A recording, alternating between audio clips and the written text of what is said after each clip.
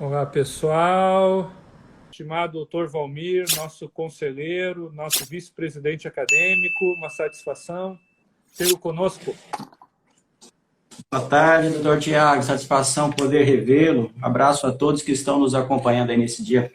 Mas aí, Valmir, conta para nós o que vai acontecer, por que nós estamos fazendo essa jornada, por que estamos organizando esse evento, o que BDR tem a ver com teologia, vai ser um ecumenismo, tem gente, é ecumênico o evento, não é ecumênico?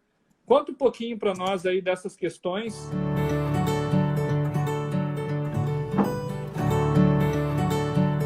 Sim, de fato. Então, nós chegamos aí à nossa quarta jornada virtual em estudos de direito e religião, e está dentro do escopo, do objetivo do IBDR, que é contribuir com essas discussões de natureza pública, sempre demonstrando a relevância da religião em todos os ambientes. Primeiro, da discussão jurídica, né? Historicamente, como a religião tem contribuído, nós já fizemos 3 jornadas virtuais, e agora nessa quarta, o escopo é exatamente tratar teologia pública. Nós vamos discutir o que é teologia pública, qual o conceito de teologia pública, as suas abordagens. Por que isso tem a ver com o IBDR? Tem a ver com o IBDR porque a teologia ela tem uma contribuição histórica, não somente no âmbito da fé, porque alguém imagina que a teologia ela tenha somente uma contribuição privada, do ponto de vista da experiência da religião, do ponto de vista individual e particular, mas o que nós vamos demonstrar, vamos estudar a partir de grandes referenciais teóricos, principalmente a partir da década de 70, nós vamos ter autores aí como o Martin Marty e o David Tracy, que foram eles que cunharam, Tiago, lá em 1970, Sim. década de 70, esse termo teologia pública. E a teologia pública nada mais é do que o discurso teologicamente informado para a sociedade. Isso diz respeito ao direito, diz respeito à cultura em geral, diz respeito à educação, diz respeito à política. E nesse seminário, nessa jornada virtual, nós vamos trazer esses conceitos para os participantes em diversas perspectivas. Na perspectiva protestante, na perspectiva católica. Então, é um momento de diálogo, de discussão em um alto nível, é importante dizer, no nível profundo, com especialistas, com conhecimento de causa.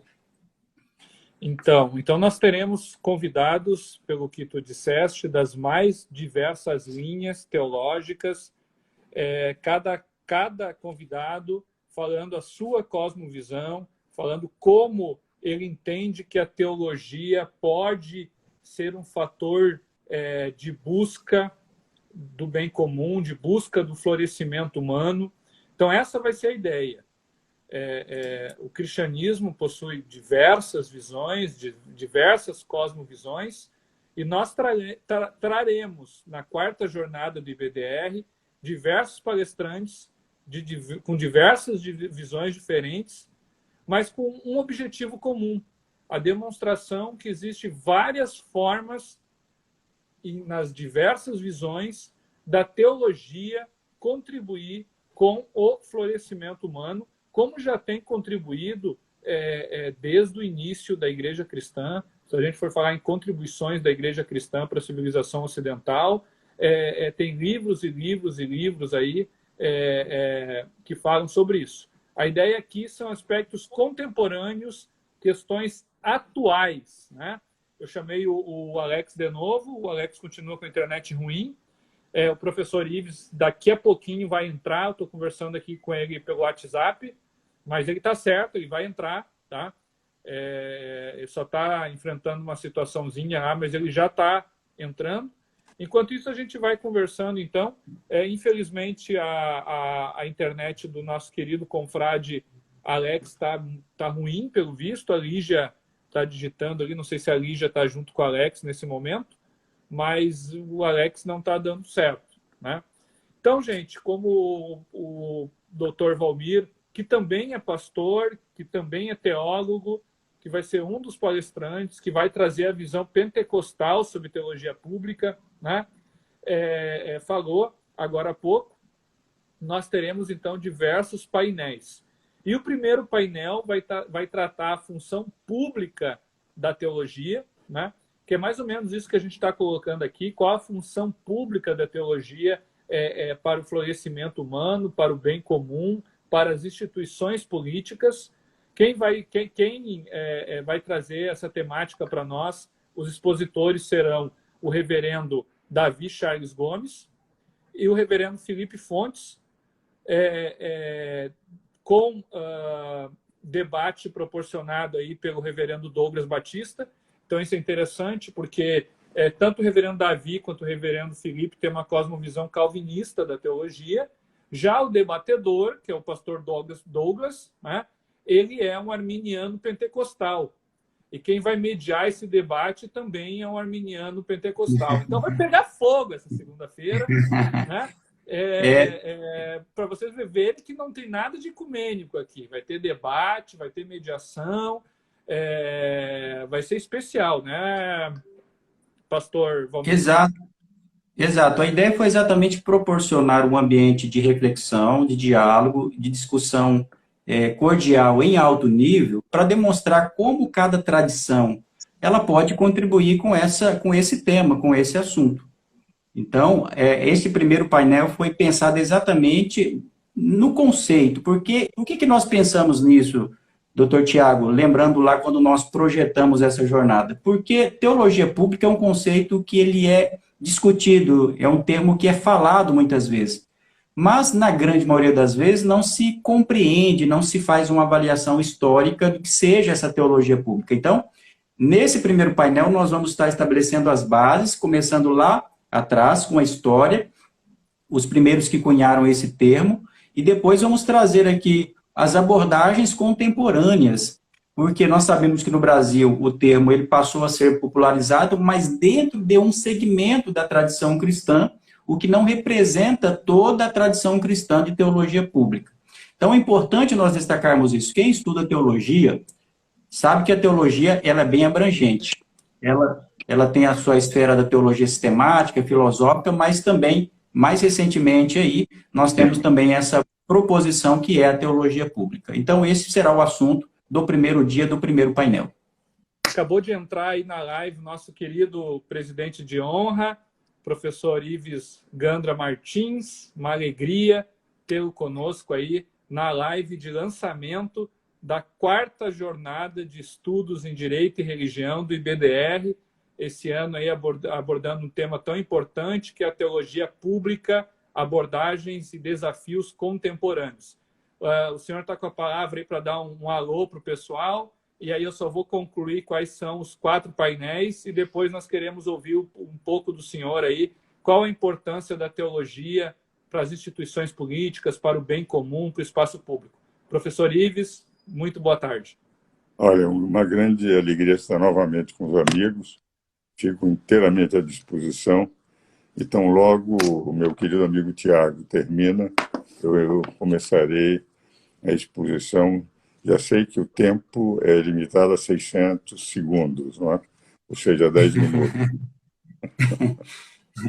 É isso aí, é isso aí. Boa tarde. A internet e o Instagram é dinâmico, né, professor? Então, mas o senhor é o mestre da síntese. Eu já vi o senhor dar aulas aí de horas e horas em 20 minutos. Então, a gente com certeza vai ser brindado aí com uma excelente apresentação do senhor. E para a gente ser rápido, então, doutor Valmir, falamos do primeiro, né, painel, e o segundo painel nós vamos falar sobre um tema que é importantíssimo e que cada vez nós precisamos mais implementar no espaço público. Nosso querido amigo Guilherme Cunha Pereira tem feito um curso sobre ética na Gazeta do Povo, e a terça-feira vai ser Religião e Ética Pública em um Mundo Plural, né? E essa terça-feira vai ser especial, porque nós vamos trazer um holandês para falar para nós, que será o Dr. Royal Kuiper, da obra Capital Moral, né? Então, ele estará ministrando essa palestra em inglês, teremos tradução simultânea, em conjunto, então, com o Dr. Royal Kuiper, o professor Francisco Raso, mestre em filosofia pela USP, professor, escritor de diversas obras, entre elas Imaginação Totalitária e Contra o Aborto, católico, Royal Carpe calvinista, Francisco Raso católico. Então, duas visões diferentes, sob o ponto de vista de cosmovisão, de como a religião e a ética devem acontecer em um mundo plural, com debates do Dr. Tiago Frank Ferreira e do ministro Antônio Cabreira. Fala, Valmir. Isso, então nesse segundo dia também o Davi Lago, né, doutor Davi Lago também ele participa, né, ele constou aí no último, mas ele participa do segundo dia, então o doutor Davi Lago, que é um grande especialista desse tema também, que tem falado aí em diversos níveis, e vai ter como debatedor o padre José Eduardo, né, o padre José Eduardo, que também um grande intelectual da atualidade, que tem contribuído não somente na esfera da fé, mas também trazendo essas discussões contemporâneas, que é o propósito dessa discussão. Né? Eu fiz uma confusão. Os expositores são o Davi Lago e o Royal Carpe, e o debatedor é o Dr. Gustavo Adolfo Santos, né? E o padre José Eduardo. É isso, né? Perfeito, perfeito. E daí, então... Perfeito. E daí, no terceiro dia, doutor Tiago, terceiro dia, permita-me fazer essa apresentação. Antes disso, cumprimentar o doutor Ives, né, que entrou na sala, acabei não cumprimentando, é uma satisfação sempre estar com ele, né? É um motivo de satisfação, né? Uma honra para nós participarmos. E no terceiro dia, nós teremos aí a temática As Fronteiras do Sagrado, o caso do discurso de ódio. E dentre os expositores, nós teremos o Dr. Tiago Rafael Vieira, que é esse que aqui se encontra, Dr. Jean Marques Regina, e teremos também um expositor internacional, que é o Dr. Jonatas Eduardo Mendes Machado, o nosso querido professor da Universidade de Coimbra, um grande especialista também de liberdade religiosa, de discussões dessa natureza, inclusive discurso de ódio. Mediador, Dr. Augusto Ventura, e o debatedor, Dr. Leonardo Girundi, não é, Dr. Tiago? Exatamente, exatamente. Então, esse será o nosso terceiro dia, que vamos tratar desse tema tão sensível, que é o discurso de ódio, e quando realmente o discurso de ódio acontece, né? E as fronteiras do sagrado, para então terminar a nossa jornada com teologia pública e política, além das ideologias, que aí sim são os palestrantes que eu falei antes, que eu troquei, né? Dr. Antônio Cabreira Mano Filho, do professor Francisco Raso, professor Frank Ferreira, e a doutora Natami Bonissoni e o doutor Gustavo Santos, inclusive são servidores lá no Ministério da Mulher, da Família e dos Direitos Humanos. Então, esse é o nosso essa é a nossa jornada, os 4 painéis, 3 especificamente em teologia pública, ética, política e função pública da teologia, e um painel que é a fronteira do sagrado, a fronteira da teologia com o direito, que é o discurso de ódio. Então, essa é a nossa jornada, e agora, sem mais delongas, passo a palavra aí para o nosso presidente de honra, professor Ives. Em primeiro lugar, quero agradecer o convite. Em segundo lugar, realmente me senti altamente valorizado, porque entenderam que, para analisar 2000 anos da importância da teologia para o Ocidente, aspectos da cultura, do direito, da educação, me outorgaram 600 segundos. Vocês percebem que a capacidade de síntese é monumental. Mas há um dado concreto. Eu tenho a sensação que, se nós analisarmos a evolução da cultura ocidental, nós vamos verificar que até os gregos nós tínhamos praticamente uma civilização, tanto ocidental quanto do Oriente, da China, Índia, etc., uma civilização com filósofos que vão aparecendo, mas assim, sem propriamente uma corrente filosófica. Essa corrente nós vamos sentir pela primeira vez na civilização ocidental com os gregos. Então aparecem as grandes figuras pré-socráticas, mesmo os pós-socráticos, mas a figura dos 3 grandes filósofos termina influenciando toda a filosofia mundial. Quando o direito romano permite a permanência do Império Romano por 2100 anos, desde a monarquia da realeza de Roma até a queda de Constantinopla, nós verificamos que daí, geralmente, é uma reprodução do pensamento da filosofia até a adoção do cristianismo como religião oficial ou do levantamento das restrições ao cristianismo antes por Constantino, uma influência reprodutora do pensamento grego na civilização, na cultura ocidental.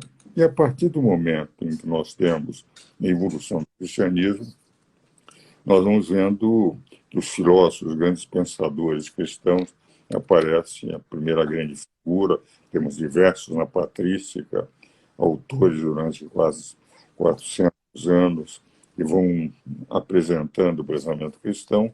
A primeira figura notável é, indiscutivelmente, de Agostinho, que, de certa forma, se lastreia muito na cultura, nos escritos de Platão. E, por fim, na evolução, quando chegamos a Tomás de Aquino, Bernardo de Claraval, Anselmo, o que nós vamos encontrando é já a figura de Aristóteles influenciando mais, até porque nós temos também uma evolução a partir da cultura grega na filosofia oriental, na filosofia árabe, com Avicena, Averroes, Alfarabi, etc., reproduzindo um pouco o pensamento da trilogia grega Sócrates, Platão e Aristóteles. E aí que aparece o grande fenômeno da cultura ocidental apresentado pelo cristianismo, que é a universidade. A universidade é o maior fruto do cristianismo outorgado ao mundo ocidental.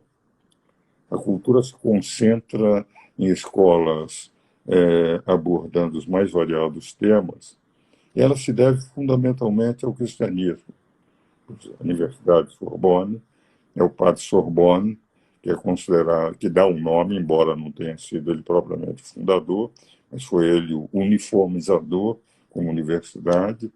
E assim nós vamos verificando que as universidades cristãs são em número maior, muito maior, do que as universidades reinóis. E essas se utilizam dos professores cristãos para sua evolução. Então nós temos uma cultura que é conformada a partir de um estudo e de um profundo conhecimento de teologia, que nós temos dos grandes autores cristãos da época e que se irradiam pela formação da universidade, que é a grande produtora de cultura para o mundo ocidental. Eu diria que o mundo ocidental moderno, isto é, do período medieval para a era moderna, é um mundo de cultura fundamentalmente cristã e, mais do que isso, com base fundamentalmente na teologia.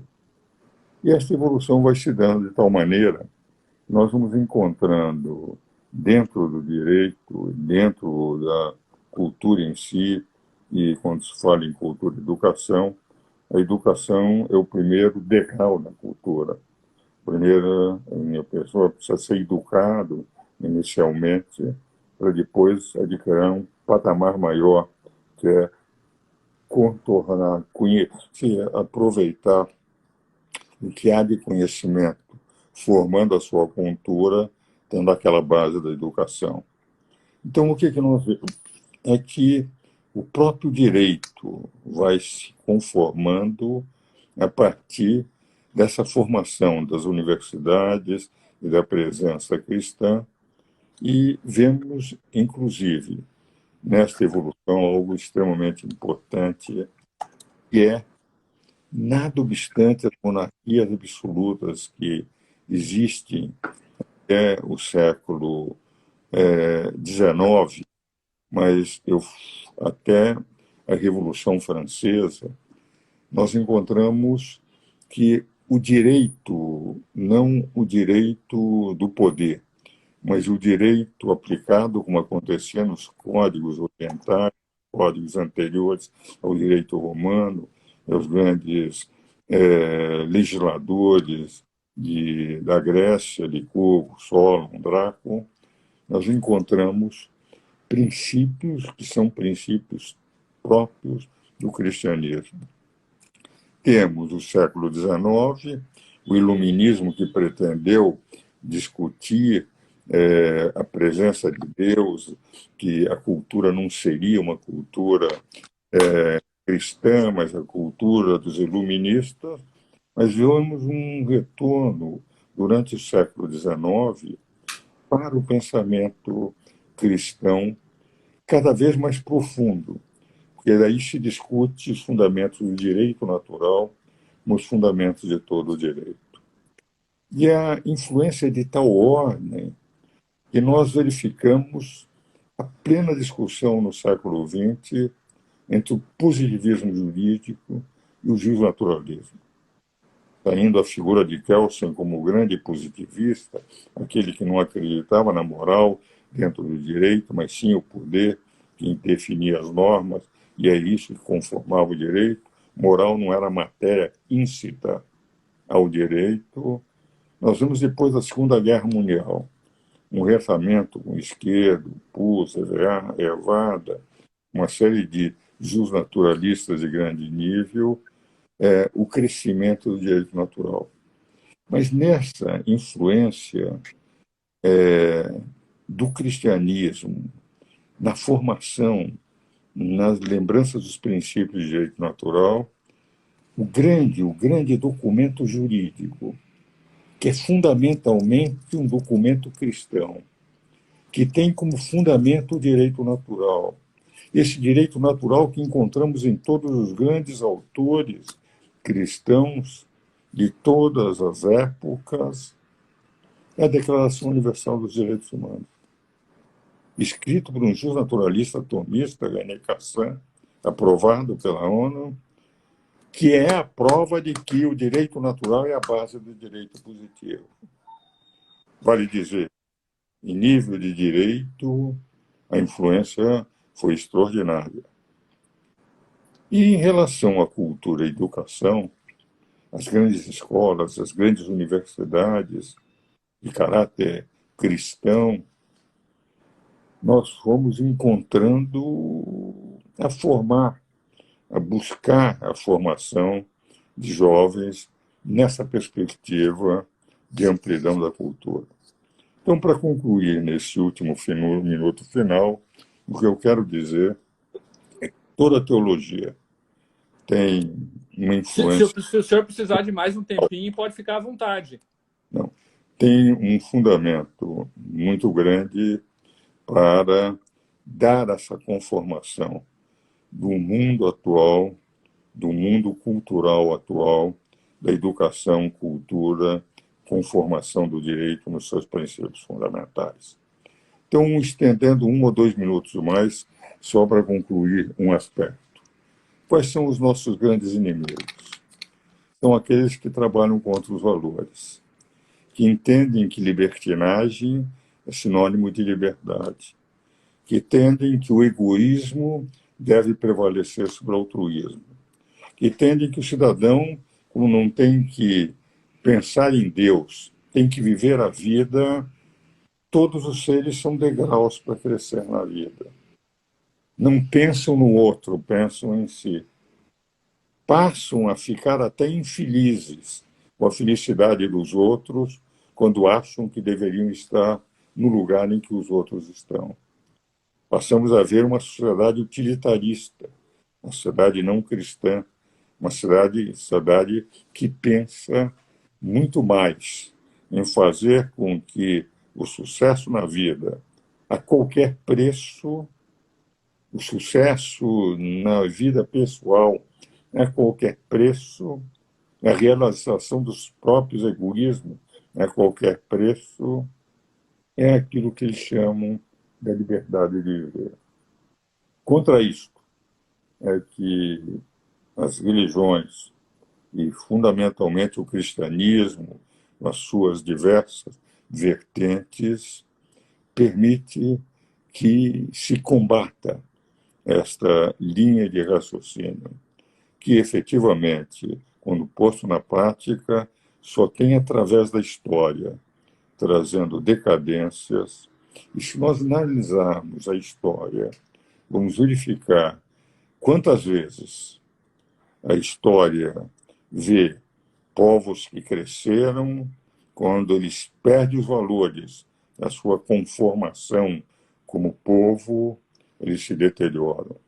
Sempre me impressiona o historiador grego que morou em Roma, uma das grandes figuras da história do passado, Políbio, que dizia o seguinte: a decadência do Império Romano se deve à perda de valores. Nós, na religião, nós acreditamos nos valores, lutamos por eles. Sabemos que aí está o verdadeiro caminho. Como educadores, somos todos nós que aqui estamos. Não pensamos em outra forma, senão educar, dando conhecimento e valores. Porque o conhecimento é fundamental para o sucesso na vida. Mas sem valores, esse conhecimento é inútil.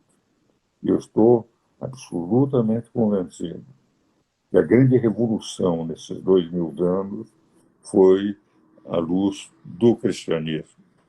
E a universidade, que permitiu o crescimento de todo mundo da cultura e da educação, é uma criação, é uma descoberta, é uma conformação para o ser humano do cristianismo. Essa é a razão pela qual, ao terminar, eu considero esse curso que o meu querido amigo Tiago, os meus queridos amigos do BDR estão fazendo algo necessário, porque esta reflexão auxilia principalmente a juventude a perceber quais são os caminhos que levam à verdadeira realização pessoal, que é uma realização para o outro, do que a falsa realização, que gera frustrações, que gera alegrias e frustrações. Mas à medida que a vida vai chegando ao fim, muitíssimo mais frustrações do que realizações, que percebem que todo aquele esforço foi inútil. Por isso aqui eu digo, ao terminar, vale a pena continuarmos lutando pelos nossos valores cristãos, que são os únicos que justificam uma sociedade. Muito obrigado.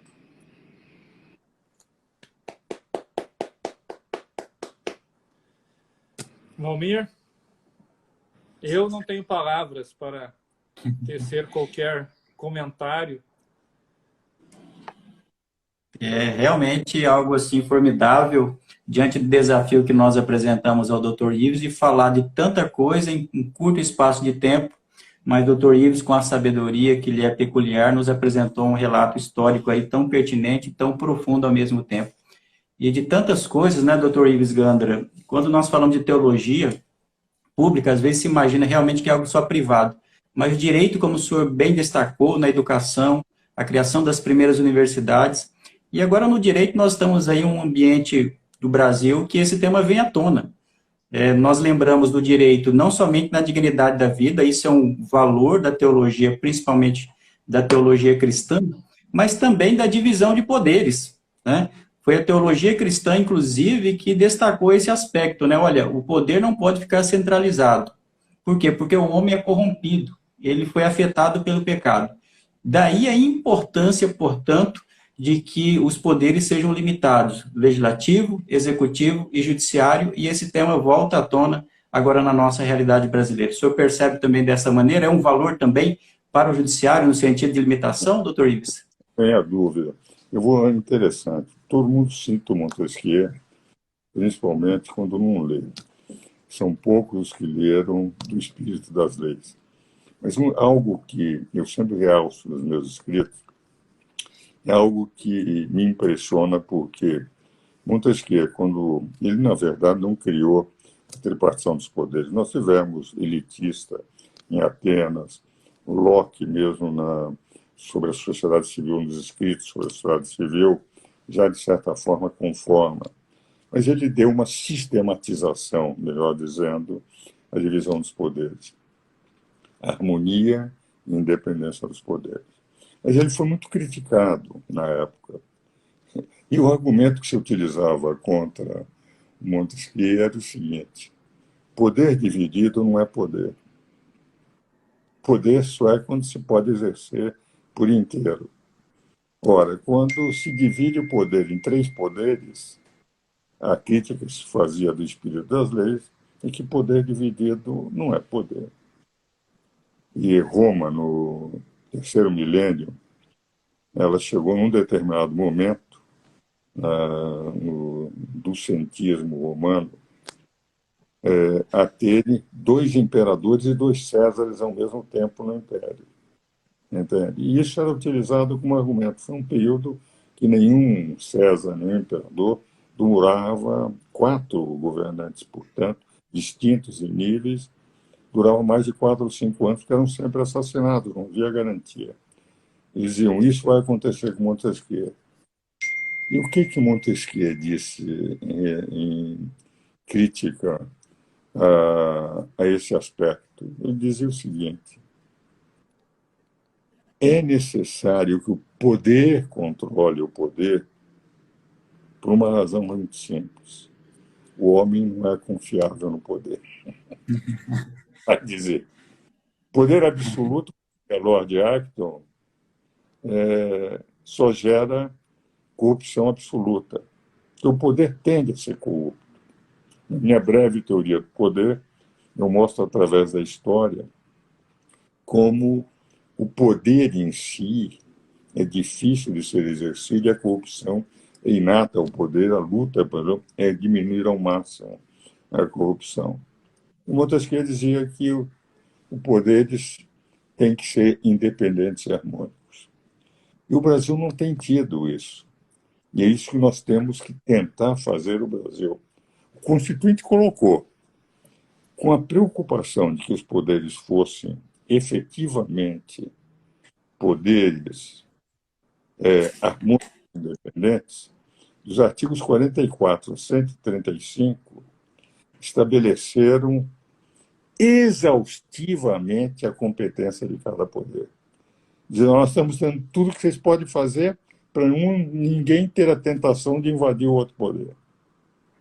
Do 44 a 69 para o Poder Legislativo, de 70 a 75, Tribunal de Contas, 76 a 91, Poder Executivo, do 120, 92 ao 126 para o Poder Judiciário e para as duas funções essenciais de administração da Justiça, Ministério Público e Advocacia, do 127 ao 130.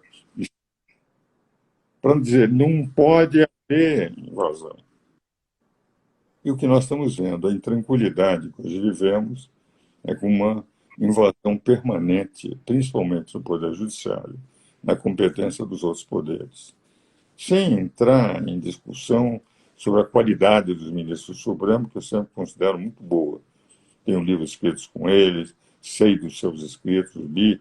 Como doutrinadores, não ponho idoneidade também, nem em um nem outro aspecto, nenhum senão os ministros supremos. Mas tem invadido a competência, tem atuado com ativismo judicial e tem trazido intranquilidade para o país. Não sem razão, a Folha, numa pesquisa, encontrou que 63% da população brasileira declara que o Poder Judiciário põe em risco a democracia, o que é monumental. 2/3 da população brasileira não acredita no Poder Judiciário, como dando estabilidade à democracia, ao contrário, que põe em risco a democracia. Essa é a razão pela qual toda a minha luta tem sido, respeitando a qualidade, o mérito, o valor dos ministros, tentar ver se há uma reflexão para que eles voltem a ser o que a Constituição mandou, ficarem nos limites estritos dos artigos 92 a 126. Que, caso contrário, viveremos nessa intranquilidade o tempo inteiro. Caminhando para o final, eu acho não, tenho certeza que falta teologia pública, falta valores, né? Falta valores também no Poder Judiciário. Esses dias eu estava escrevendo um artigo sobre coisa julgada. E quando eu cheguei na relativização da coisa julgada, eu e o Jean estávamos escrevendo esse artigo. Chegando na relativização da coisa julgada, nós nos deparamos com o decreto do Papa Graciano, 1140, dizendo que a coisa julgada não poderia estar acima do justo.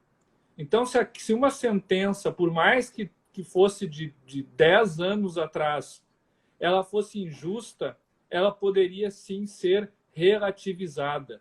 Então, o próprio conceito de querela nulitatis e de ação rescisória está no berço, está no seio da Igreja, né? Decreto do Papa Graciano, século XII. Eu tenho certeza que muitos advogados e até juízes nunca imaginaram que a ação rescisória nasce. Não foi escrito, foi dito. Não, nasce na Igreja Católica, né? Então, veja como é importante a teologia pública, é importante a religião, o cristianismo, sobretudo, porque o cristianismo é a base da civilização ocidental. Se você não concorda, se você não gosta disso, não tem problema, você pode não concordar e não gostar.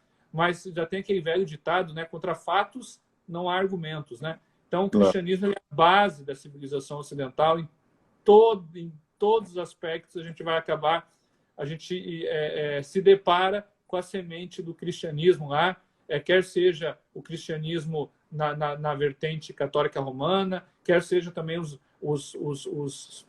as contribuições que os reformadores, que a reforma protestante deu para a própria criação do Estado moderno.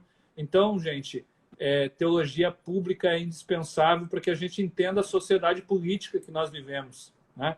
Não é à toa que Jacques Maritain, um dos coautores lá da Declaração Universal dos Direitos do Homem, também um tomista, disse o seguinte: olha, nós fizemos uma experiência, nós mandamos esses valores que estão aqui na DUDH para todos os líderes do planeta e para os principais líderes religiosos do planeta, de tudo que é religião, e todos concordaram que aqueles eram os direitos humanos inalienáveis, com exceção de poucos países ali que também acabaram, no fim, não assinando a DUDH. Mas a grande maioria esmagadora dos países concordaram, assinaram, as lideranças religiosas também.